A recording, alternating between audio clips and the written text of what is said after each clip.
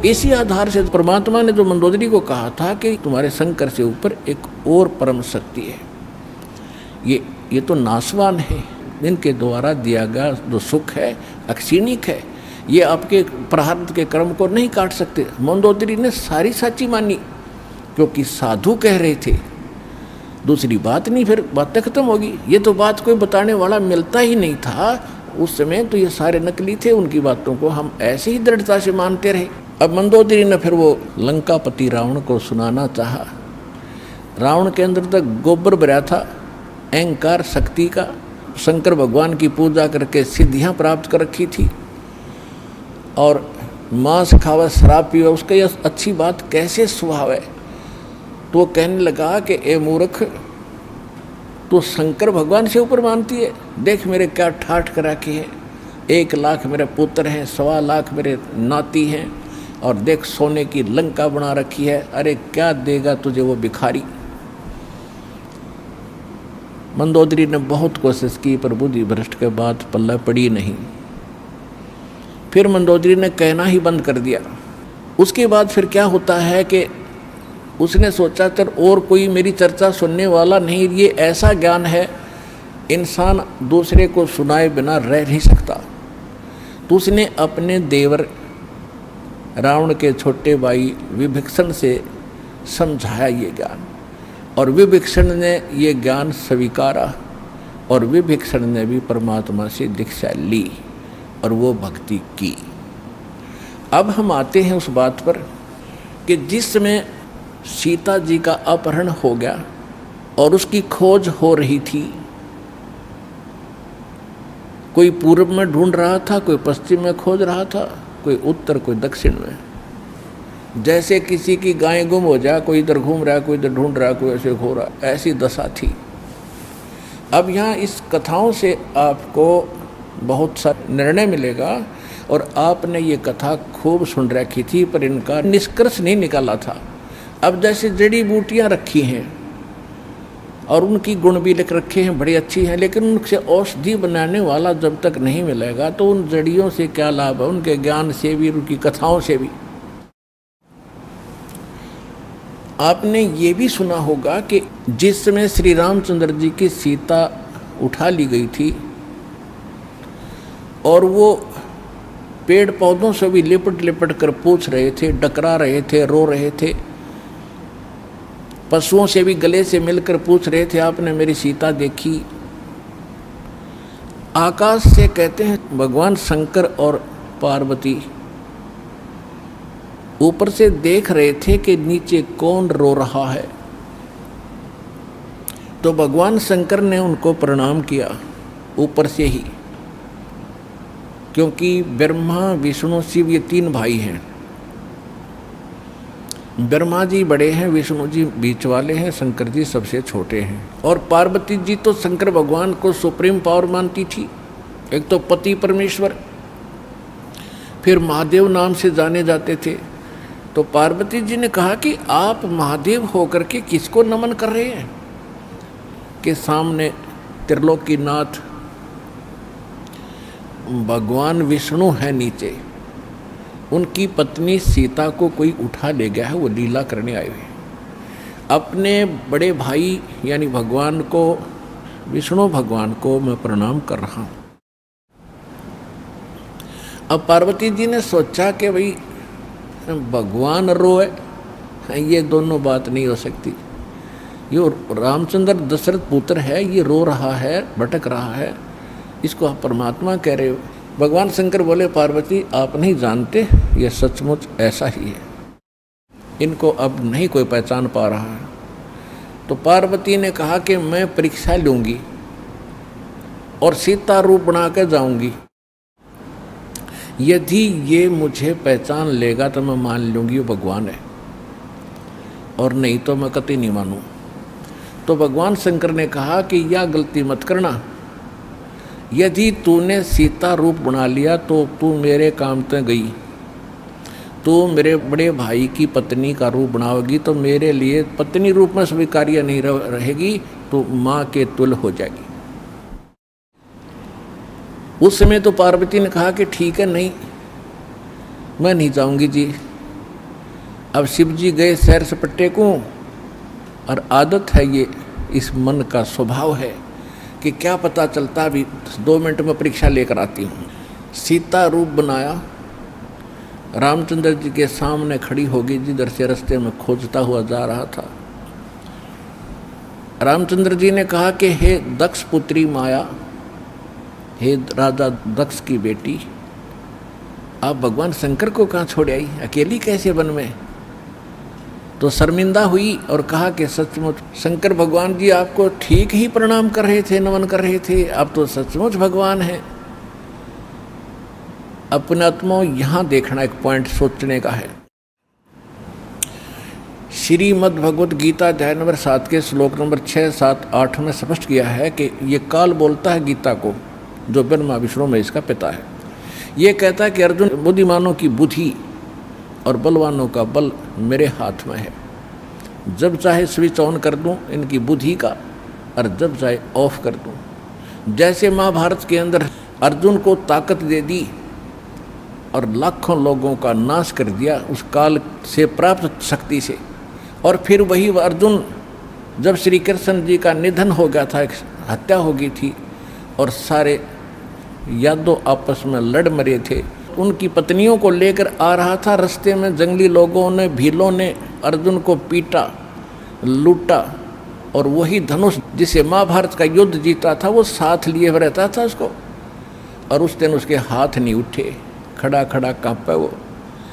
जब सारा काम हो लिया, वो भील भ्याल पीट कर लूट कर कुछ औरतों को भी ले गए और चले गए, तब अर्जुन कोस रहा श्री कृष्ण जी को कि श्री कृष्ण बड़ा धोखेबाज था, इसने हमारे साथ बड़ा धोखा किया है। पहले तो मुझे शक्ति दे दी और ना जाने कितने जीवों का नाश करा मैंने, और आज मैं खड़ा खड़ा पिट रहा हूँ, वही अर्जुन हूँ और वही गांडीव धनुष है मेरे पास, आज ये मेरे से प्रतिंचा भी नहीं चढ़ाई जा रही इसकी। तो परमात्मा ने बताया कि ना श्री कृष्ण धोखेबाज था, ये सारे इस काल के अधीन हैं, इसके रिमोट से चलते हैं। तो उसी ने, काल ने जब विनाश करना था महाभारत का, तो अर्जुन को ताकत दे दी और फिर वापस ले ली, उसने अपना काम करा दिया जो करना था नाश। अब अर्जुन कितना पिट्टो। इसी प्रकार ये कहता है बुद्धिमानों की बुद्धि मेरे पास है। अब जब श्री रामचंद्र जी की खुद पत्नी गुम थी, उसका तो पता नहीं उसने कौन उठा लेगा, ढूंढते फिर जैसे गायें गुम हो जाया करे। हर वह पार्वती पहचान ली, तू तो पार्वती है, सीता नहीं है, तो वहाँ उसकी ऑन कर दी और फिर ऑफ कर दी, ये खा धक्के। अब क्या होता है, अब हनुमान जी ने छलांग लगाई, एक सिद्धि है जो आकाश में उड़ जाने की प्राप्त हो जाती है। आकाश मार्ग से जाके वो लंका में प्रवेश हुआ हनुमान जी। उनको कुछ आभास हो गया था, किसी जटायु नाम के एक पक्षी ने बता दिया था कि लंका का राजा रावण उठा कर ले गया, इसलिए वहाँ जाने की और किसी में हिम्मत नहीं थी। सूरवीर बलवान थे, हनुमान जी ने कहा कि मैं जाऊँगा तो कुछ ऐसी निशानी दो मुझे ताकि मुझे पहचान सके कि मैं ऐरा गहरा व्यक्ति नहीं हूँ, मुझ पर विश्वास करे माता। तो कहते हैं रामचंद्र जी ने अपनी छाप दे दी, अंगूठी निकाल के, उस पर नाम लिखा था उनका, और उसको सीता खूब पहचानती थी। उधर से सीता को घना दुखी कर ही रखा था, सता रखा था रावण ने, एक नौलखे बाग में छोड़ रखा था और उससे रोजाना यातना दिलाता था और अपनी पत्नी बनने की स्वीकृति वो उससे करवाना चाहता था, वो उसने स्वीकार नहीं की। और रावण को एक श्राप लगा हुआ था कि तू कभी किसी औरत के साथ बलात् नहीं कर सकेगा, स्वेच्छा से कोई संपर्क हो तो वो अलग बात है, लेकिन तू किसी का ऐसे ज़बरदस्ती नहीं कर पाएगा, नहीं तो गल जाएगा तू। इस डर से वो ज़बरदस्ती नहीं कर पा रहा था और उधर से उसको पीड़ित कर रहा था कि स्वयं यश कर दे, लेकिन वो सीता ने नहीं किया था। एक वृक्ष के नीचे बैठी थी और अपने कर्मों को कोस रही थी। छोटा सा रूप बनाकर एक बंदर का हनुमान जी उसी वृक्ष के ऊपर बैठ गए थे। यातना देने के लिए औरतें आई थी तो भी उसने देखा था। जब वो चली गई उसके बाद फिर हनुमान जी ने ऊपर से वह अंगूठी डाल दी। वो तो राजदूत बनकर गए थे, जब अंगूठी देखी सीता ने तो आपने कथाएं खूब सुन रखी हैं, ज़्यादा ना सुनाऊंगा। तो उसने सोचा कि ये बन्नर अंगूठी उठा कर लाया तो मेरे पति की मृत्यु होगी। तो उसने पूछा, तो फिर वो नीचे आया, अपना थोड़ा ठीक सा रूप बना के खड़े हो गए और कहा, माता मैं ऐसे ऐसे रामचंद्र जी ने भेजा हूँ और ये कहानी है। अब कहने का भाव ये है कि वो जो कुछ भी उसने उद्मस्ताया हो तो आपने पता ही है, हनुमान जी ने नौलखा बाग भी उजाड़ दिया उसका और सारा कुछ कर दिया। क्योंकि आज कथा का विषय कुछ अन्य है, इसलिए यहाँ लंबा प्रकरण नहीं करूँगा।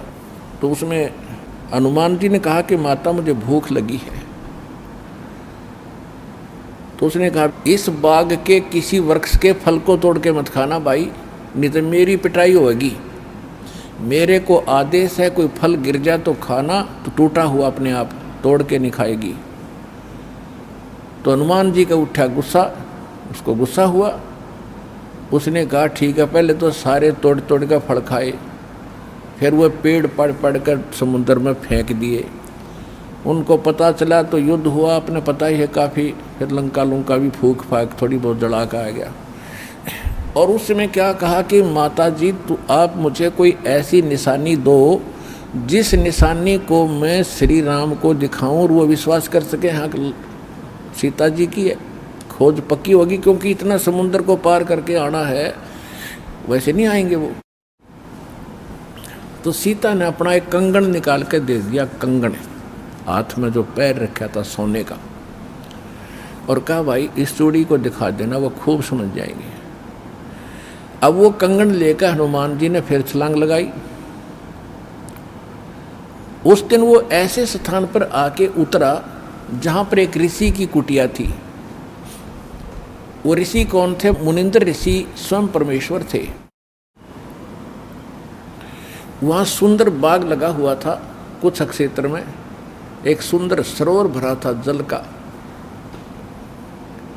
तो सुबह सुबह का समय था। हनुमान जी ने सोचा कि बहुत मनोरम स्थान है और यहाँ कुछ स्नान करूँगा, सामने बाग सुंदर फलों से लदपद है, आहार करूँगा और फिर ऋषि जी भी साथ में हैं, इनके दर्शन करूँगा, पहले स्नान कर लेता हूँ। अब जो कंगन वो लाया था उसको रख दिया पत्थर पे और स्नान करने के लिए प्रवेश किया सरोवर में। अब उन्होंने जो ही स्नान करने की चेष्टा की, लेकिन एक दृष्टि थी ऐसी कंगन पे कि जय ये कंगन गुम हो गया, कोई जानवर पक्षी उठा ले गया तो मेरी सारी मेहनत व्यर्थ जाएगी, सब परिश्रम व्यर्थ होगा। इसलिए नहा रहा था पर नज़र था जैसे सर्प का मणि के ऊपर रहती है ओस चाटते समय, तो इसी प्रकार नहा रहा था, दृष्टि कंगन पे। इतने में एक बंदर आया, दौड़ा दौड़ा और कंगन उठाकर भाग लिया। आगे आगे बंदर, पीछे पीछे हनुमान। उस ऋषि के आश्रम में बंदर प्रवेश कर गया। बाहर आंगन में एक घड़ा रखा था, अच्छा बड़ा घड़ा। बंदर दौड़ता दौड़ता घड़े में कंगन डालकर आगे भाग गया। अब सुखी सांस ली कि कोई बात नहीं, ये समुद्र में डाल देता तो बात बिगड़ जाती, घड़े में डाल गया। फिर धीरे धीरे चले हनुमान जी। पहले घड़े में देखा उसने, ऋषि को तो पीछे प्रणाम करना था, तो घड़े में क्या देखा कि घड़े के अंदर ऐसे ऐसे कंगन हजारों की संख्या में पड़े, सेम टू सेम। अब उसने सोचा भाई मैंने तो इतनी पहचान नहीं, कोई कंगन कौन सा है। और श्री रामचंद्र जी तो सारा जानते हैं, उनके कंगन के ऊपर सारी निशानियों को पहचानेंगे, और मैं कोई गलती से दूसरा उठा ले गया तो वो मानेंगे नहीं। इसलिए वो ऋषि जी के चरणों में प्रणाम किया। परमात्मा ने मुनिंद्र रूप में बैठे थे, पूछा कि पहलवान कैसे आए। हनुमान जी ने कहा कि ऋषि जी आप कौन सी दुनिया में रहते हो। मुनिंद्र जी ने कहा क्या बात है, मैं तो इसी पृथ्वी धरातल पर ही तो रहता हूँ, कि आपको नहीं पता आज श्री राम के ऊपर कैसी आपत्ति आई है, ऐसे ऐसे उसकी पत्नी गुम हो गई थी, वो माता की खोज करके मैं आया हूँ। तो परमात्मा ने पूछा कि भाई कौन से राम की बात कर रहा तू। वो कहता है अच्छा कमाल करते हो ऋषि जी, आपको यही नहीं पता राम कौन है। परमात्मा ने कहा बताओ तो श्री के दशरथ पुत्र श्री रामचंद्र जी, उनका वनवास हुआ था, ऐसे ऐसे सीता उठा ली थी और आज मैं खोज करके आऊँ ऋषि जी। परमात्मा बोले कि ऐसे ऐसे 30 करोड़ राम हो लिए तेरे, और तेरे जैसे हनुमान यही लीला करते रहे। तो हनुमान जी ने सोचा कि ऋषि के साथ ज़्यादा बहस करना उचित नहीं और अपना काम करूं और चलूं। कहने लगे ऋषि जी और बात छोड़ो आप, कि मेरे सामने एक समस्या आ गई है कि ऐसे ऐसे मैं कंगन लाया था माता के हाथ का, और वो कंगन मैं स्नान कर रहा था, एक बंदर ने उठा के आपके घड़े में डाल दिया। तो परमात्मा बोले ले जा कंगन भाई, जा फिर अपना कर काम, जाओ हनुमान जी ले जाओ कंगन, निकाल ले जाओ, करो जो तूने करना। कहने लगे जी समस्या ये है कि इसमें और भी बहुत से कंगन पड़े हैं और इन कंगनों में पहचान नहीं कर पा रहा हूँ मैं, मेरा वो भगवान सीता जी वाला कौन सा है। परमात्मा बोले रे भले आदमी तुम लाने वाला और तुझे पता नहीं तो मैं क्या बताऊँ, फिर खोज ले कौन सा है तेरा। तो चिंतित हो गया कि भगवान दया करो। परमात्मा बोले कि जौन सा चाहे वो उठा ले जा और सेम टू सेम पाओगे, इसमें कोई दिक्कत नहीं। कैसे कैसे फिर ये कंगन आए कहाँ से आपके पास, कि अब सुन मैं कथा सुनाऊंगा तेरे को। जैसे ये रामचंद्र जो आत्मा है ये विष्णु जी की आत्मा है, ऐसे ऐसे न जाने कितनी बार धक्के खा लिए इसने, कितनी बार जन्म लिया, कितनी बार मर लिया। तो प्रत्येक त्रेता युग में ये ऐसा ही होता है। और मैं यहीं बैठा हूँ जब का, मेरी तो बहुत युगों की आयु है, मैं यहाँ बैठा हूँ। पहले इन बातों पर किसी को अविश्वास नहीं होता था। तो हनुमान जी से बताया कि तेरे जैसी आत्मा हनुमान ना जाने कितने बन करा लिए और कितने ये ऐसे कंगन ले लेकर आए हैं, इसी प्रकार वो बंदर उठा कर इसमें डालता रहा है। तो हनुमान जी ने पूछा कि हे ऋषिवर, मान लिया आपकी बात, जो कंगन लेकर हनुमान आता होगा तो वो कंगन तो लेकर भी जाता होगा, कहाँ लेकर जाता है, इस घड़े में मेरी आशीर्वाद से ऐसी पावर है कि डुप्लीकेट कॉपी तुरंत बना देता, एज इट इज 1 के 2 कर देता है। और नहीं विश्वास है तो ले ये कटोरा उठा के कोई दिया ले इसमें डाल के देख ले। हनुमान जी ने कटोरी उठा कर उसमें डाली, तुरंत 2 होगी, 1 जैसी। अब वो दोनों को देख रहा कि सचमुच ठीक है। तब हनुमान जी को कुछ विश्वास हुआ कि संत नहीं, ये कोई और ही महापुरुष हैं, बड़े सिद्धि युक्त हैं और सारी कथा को सही जानने वाले हैं। लेकिन कहा महाराज मैं आपकी बात से सहमत हूँ, होगा कोई और भगवान, पर अब मुझे समय नहीं आपकी सारी बात सुनने का, क्योंकि मैं परमार्थ के काम में लगा हूँ। परमात्मा बोले भाई ठीक है, ले जाए, कोई कंगन निकाल ले जाए बेटा, सारे एक जैसे मिलेंगे। वो उठा कर ले गए कंगन को। लेकिन हनुमान जी को फिर भी विश्वास नहीं हो रहा था।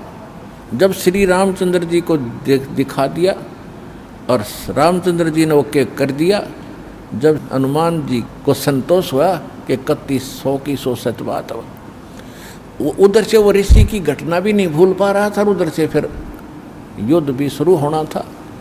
कहने का भाव ये है, बात फाइनल होगी कि सीता वहाँ है, सारे लक्षण बता दिए, और वो कंगन को देखकर रामचंद्र जी को विश्वास हुआ। अब समस्या आई कि उसके ऊपर पुल बनाएंगे समुद्र पर।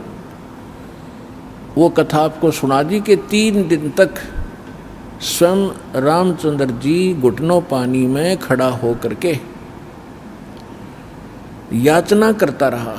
तीसरे दिन जब उसने कहा लक्ष्मण से कि बरा अग्नि बांध दे, ये लातों के भूत बातों से नहीं मानते, इसको फूंकता हूँ। 3 दिन हाथ जोड़ता रहा कि हे सागर राज मुझे रास्ता दे दो, ये मान नहीं रहा। तब विपर रूप धारण करके समुद्र आया। उसने कहा कि भगवान ऐसा ना करो, इसमें ना जाने कितने जीव जंतु हैं, सब नष्ट हो जाएंगे, आपको पाप लगेगा। और ये जल सारा समाप्त हो गया तो ये गड्ढा बन जाएगा हजारों किलोमीटर गहरा, आप फिर भी नहीं जा सकते। कि हे रामचंद्र जी, ऐसा काम करो सर्प भी मर जाए लाठी ना टूटे। तो वो कारण जानना चाहा तो समुद्र ने बताया कि आपकी सेना में ये नल नील नाम के 2 ऐसे भक्त हैं जिनको इनके गुरुदेव का आशीर्वाद है कि इनके हाथों से पत्थर भी तैर जाते मेरे ऊपर और कोई चीज़ यहाँ पर फ्लोट नहीं कर सकेगी। अपने आत्माओं यहाँ मान बढ़ाई खत्म करती है। और जितने भी वहाँ आसपास ऋषि महर्षि भगत लोग थे, वो विष्णु पुजारी होते ही थे उस टाइम। तो सब ने पता चला कि विष्णु के अवतार श्री राम आए हैं, श्री राम की पत्नी उठा ली गई है, पता चल गया है वो रावण के यहाँ है, उसके ऊपर चढ़ाई करेंगे, लड़ाई करेंगे। वो मान नहीं रहा। तो नल और नील ये भगत सारे पहुँच गए सेना में, क्योंकि भगत तो हेल्प करें, दुखी ऐसा है कि। तो वो भी सेना में खड़ा पाया आगे दोनों। तो उनको बुलाया गया। रामचंद्र जी ने कहा भी नल नील कौन है, वो आगे आए। अब पुण्यात्माओं यहाँ मार खाता है इंसान, और परमात्मा इस प्रकार की जो हम गलतियाँ करते हैं, अपना भक्ति नाश करते हैं, उसके लिए सतर्क करते हैं।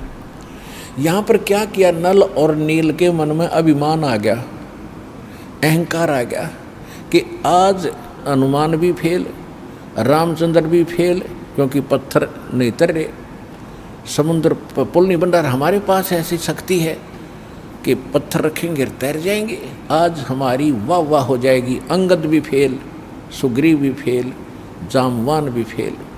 ये फेल का चक्कर मारा जीव ने। तो उस दिन वो आए, ना मालिक याद किया। रामचंद्र जी ने पूछा कि तुम्हारे पास कोई ऐसी शक्ति है पत्थर तैर जाते? कहाँ जी है, कि ट्राई करके दिखाओ। उठाया, पत्थर रखा, क्यों अभिमान था कि कर देंगे काम, वो डूब गया। दूसरा फिर रखा, वो भी डूब गया। तीसरा फिर रखा, वो भी डूब गया। अब रामचंद्र जी समुद्र की तरफ देख रहे हैं, विपर रूप में खड़े थे, ब्राह्मण रूप में, और ये कहना चाह रहे हों कि तू झूठ बोलता था, इनके पास कोई पावर नहीं। तभी समुद्र ने कहा, विपर रूप में खड़े समुद्र ने, क्योंकि ये देवता होते हैं, ये जल जो है ये देवता नहीं है, जल का कंट्रोलर एक देवता है, उसको वरुण कहते हैं। वो आकर खड़ा हो गया। तो वो कह रहा था कि हे नल नील, आज आपने गलती की भाई, आज तुमने अपना गुरु तो याद किए ही नहीं, तुमने तो नाश कर दिया बात का। करो याद उस मालिक को। तब उनको भी याद आया, कहाँ बोल गलती बन गई आज तक। तो यहाँ परमात्मा बताते हैं, जैसे माता गर्भ को रख यत्न बनाए, ठेस लगे तो छन होवे तेरी ऐसे भक्ति नसावे। जैसे किसी बहन बेटी को गर्भ रहा हो तो उसकी कितनी केयर टेक करती है वह उस लाल को सफल करने के लिए कि मेरा गर्भ पूरा हो और बच्चे का मुंह देखूं मैं। तो वो कैसे चिंतित रहती है, चलते समय भी कहीं ऊंचे नीचे पर पैर ना रखा जा, भगवान मेरा बालक गर्भ खराब ना हो जा। रात को सोती है, करवट लेती है, तब भी एकदम उठ के उधड़क जाती है, कहीं बच्चे पर दाब ना आ गई हो, मेरा गर्भ ना खराब हो जाए। तो कहते हैं जैसे माता गर्भ को और रख है यतन बनाए और ठेस लगे तो छन हो जाता है, तेरी ऐसे भक्ति नसावे। तो इस भक्ति रूपी गर्भ जो आज आपकी आत्मा में परमात्मा के सच्चे शब्द से पल रहा है, इसको इतना संयम से, इतना देखभाल से, यानी सावधानी से इसको परिपक्व करना पड़ेगा। जैसे माता गर्भ को रख है यतन बना और ठेस लगे तो छन हो, तेरी ऐसे भक्ति नसावे। तो छोटी मोटी हम गलती कर देते हैं लापरवाही में, क्योंकि हमने इस लाल की कीमत का नहीं पता, जो आज हमारी आत्मा में सत भक्ति रूपी जो मालिक का मंत्र से गर्भ रह रहा है, यानी आत्मा प्रफुल्लित हो रही है, जो भक्ति रूपी जो लाल हमारे अंदर बन रहा है, इसको ऐसे संभाल के रखना है, ना अभिमान करना है, कोई मर्यादा भंग नहीं करनी है, नहीं तो फिर नुकसान हो जाएगा, आपकी भक्ति नष्ट हो जाएगी। अब उन्होंने परमात्मा को याद किया रहे नल नील यतन करे हार, तब सतगुरु से करी पुकार। रहे नल नील यतन करे हार, तब सतगुरु से करी पुकार।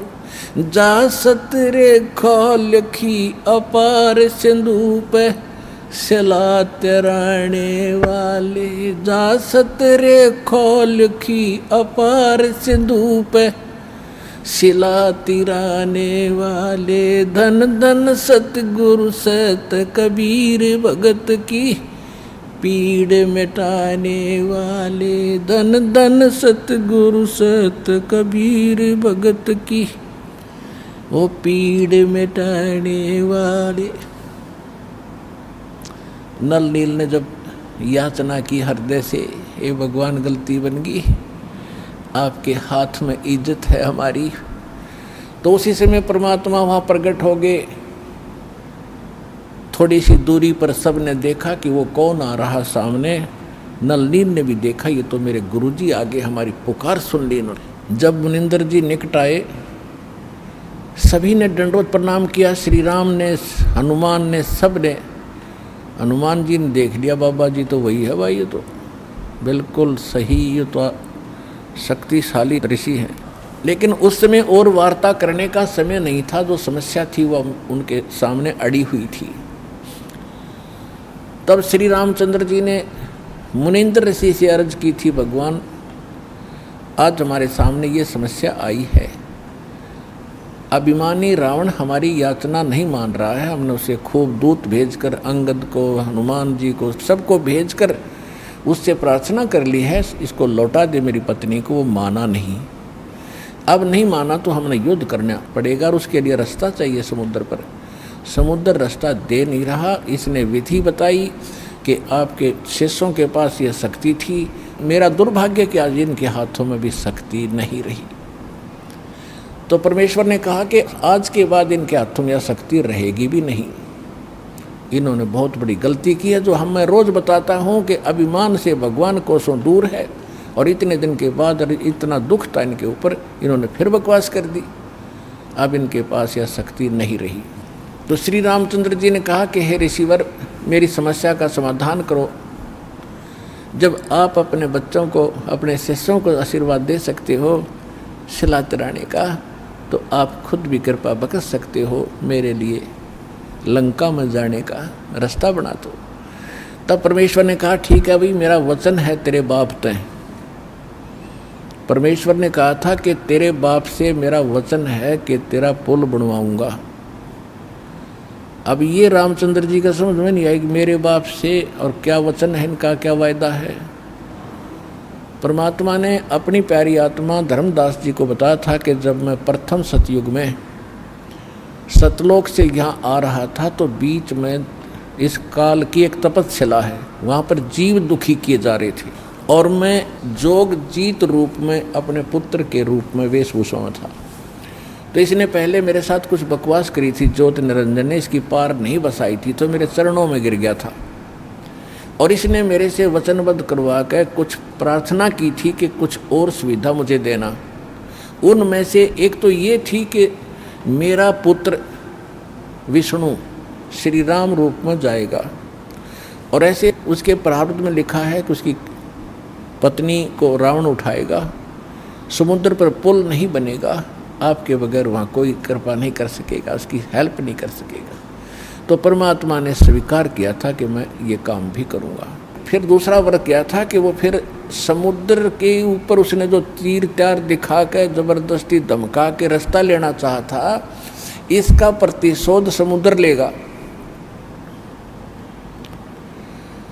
वो क्या करेगा कि जब ये श्री कृष्ण रूप में जाएगा और फिर ये क्या करेगा, बाद में मृत्यु के उपरांत एक राजा को दर्शन दे करके जगन्नाथ का मंदिर बनवाना चाहेगा अपनी महिमा बनाए रखने के लिए। तो उस पुरी के स्थान पर जो जगन्नाथ मंदिर बनवाओगा, उसको समुद्र इस प्रतिशोध में नहीं बनने देगा कि इसने मेरी बेइज्जती की थी तीर दिखा के राम रूप में। इसका प्रतिशोध लेगा और वो मंदिर न बनने नहीं देगा, बार बार तोड़ेगा। आप उसका मंदिर बनवाना। क्योंकि बच्चे हट कर लेते हैं तो वो मानते नहीं हैं, तो इसलिए वो कह रहा था जी आप दया करिए, वो मानेगा नहीं। तब परमेश्वर ने कहा था तथास्तु। और भी कई चीज़ें कही थी कि दूसरा ये मांगा था कि 3 युगों में जीव थोड़े पार करना, क्योंकि परमात्मा ने कहा था कि मैं कलयुग या तेरे नीचे के लोकों में जाऊंगा और तूने सबको मिसगाइड कर रखा है, सच्चा भगवान सच्चा ज्ञान छुपा रखा है, मैं सच्चाई बताऊंगा और सबको ज्ञान दूंगा, ऐसी भक्ति और नाम दूंगा, सभी तेरे लोक से पार होकर सतलोक जाएंगे।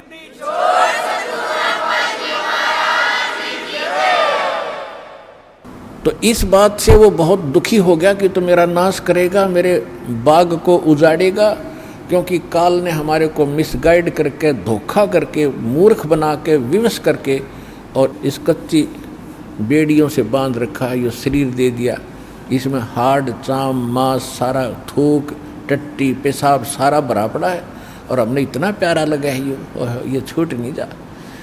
परमात्मा कहते इतना बढ़िया शरीर दूंगा, वहाँ जाकर ना नाड़ी होगी, ना नस होगी, ना कोई बीमारी, ना हारी, ना कोई बीपी हाई, ना लो होगा। तो वो हमने पता ही नहीं था कोई ऐसा भी स्थान है जहाँ ऐसा सुख है। तो परमात्मा ने कहा था तेने क्या हाल कर रखा उन बच्चों का सारा, कोई गधा बना दिया, कोई कुत्ता बना दिया, और जो मनुष्य वो कौन से सुखी हैं, उनको ऐसा ज्ञान दूंगा और ऐसा मंत्र दूंगा वो यहाँ भी सुखी होंगे, मेरे साथ सतलोक जाएंगे। तो इस बात से वो दुखी हो गया था काल कि तो नाश करेगा मेरे बाग न उजाड़ेगा। भगवान का पता लग गया, सच्चे स्थान का पता लग गया तो यहाँ कौन रहेगा। तो तब उसने चरणों में गिर के रा करके कबीर भगवान से याचना की थी कि 3 युगों में जीव थोड़े ले जाना और चौथे युग में आप कितने ले जाना। और फिर ये पुल बनवाने का, जगन्नाथ के मंदिर को बनवाने का ये भी प्रॉमिस करवाया था। जब उसने सारा परमात्मा ने प्रतिज्ञा कर ली थी तो फिर ये खलनायक है, ये विलियन है, धोखेबाज और ठग है, इसने तुरंत अपना आंखें बदल ली और कहा जाओ जोग जीत संसारा, जीव न माने कहा तुम्हारा। कहते हैं 12 पंथ करूँ मैं साजा, नाम तुम्हारा ले करूँ आवाजा, और 12 पंथ नाम जो ले ही वो मेरे मुख में अंश मोही। और पहले अंश हमारे जाई और पीछे अंश तुम्हारे आई, और जाइयो जोग जीत संसारा। परमात्मा ने कहा था कि फिर मैं त्रेता युग में जाऊंगा, ठीक है भाई, चौथे युग में जाऊंगा कलयुग में और फिर पार कर लूँगा। तूने गलती तो मेरे से करवा ही ली। वैसे मालिक ने गलती नहीं की, दाता को पता था कि सतयुग त्रेता द्वापर में ये दुखी नहीं होंगे, और जब तक जीव दुखी नहीं होगा इतना भगवान नहीं पहचान सकता। इसलिए दाता ने जानबूझकर उसको यश कर दी थी, और वो बन गया था सियाना, अपने आप में इंटेलिजेंट बन रहा था कि मैंने रोड़ मार ली भगवान की, हैं मैंने इनकी अकल मार ली, मालिक ने अकल मारी उसकी।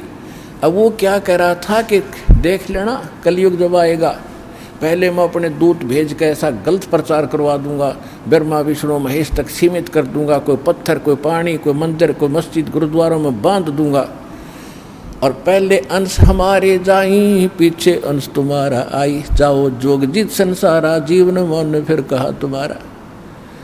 कि पहले मेरे दूत जाएंगे और सारा उल्टा ज्ञान, उल्टा भगवान, उल्टा विधान सबको बता देंगे, गलत मंत्रों से रटा देंगे। ये राधा स्वामी पंथ, धन धन सतगुरु पंथ, निरंकारी पंथ, ये रासाराम जैसे ये सारे नकली पंथ काल के चलाए हुए। तो परमात्मा को पता था कि इसने कर लेते सारे जुगाड़ अपने, और जब मेरा दास जाएगा ऐसे समय में जब इनके परिपक्व हो चुके होंगे सारे पंथ, इन्हें जो कहना सुनना होगा वो सब कह चुके होंगे, जो ज्ञान देना होगा वो दे चुके होंगे, जो नाम देना होगा वो नाम दे चुके होंगे।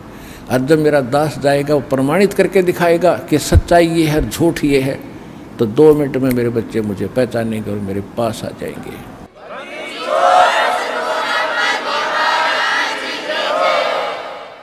परमेश्वर ने कहा था कि चौथा युग जब कलयुग आई तब हम अपना अंश पठाई, और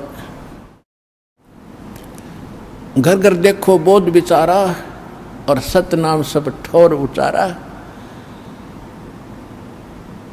तो इस प्रकार परमात्मा ने जो बताया था कि चौथा युग जब आएगा और कलयुग बीतते 5500 पाचा, जब ये वचन मेरा होगा साचा। कलयुग बीत जावे जब एता, सकल सृष्टि सभी प्राणी परम पुरुष पद चेता, कि जब वो कलयुग 5500 वर्ष बीत जाएंगे तब ये मेरी बात सच्ची होगी कि घर घर में सतनाम का जाप होगा, घर घर में मेरे ज्ञान की चर्चा होगी।